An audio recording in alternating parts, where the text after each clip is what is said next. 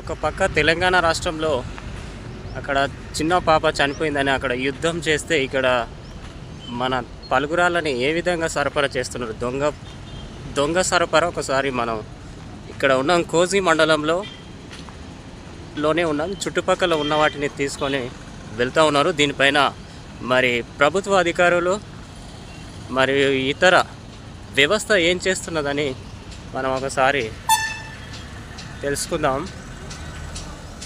ఈ విధంగా మరి టిప్పర్లలో సరఫరా నిరంతరంగా కొనసాగుతూ ఉంది.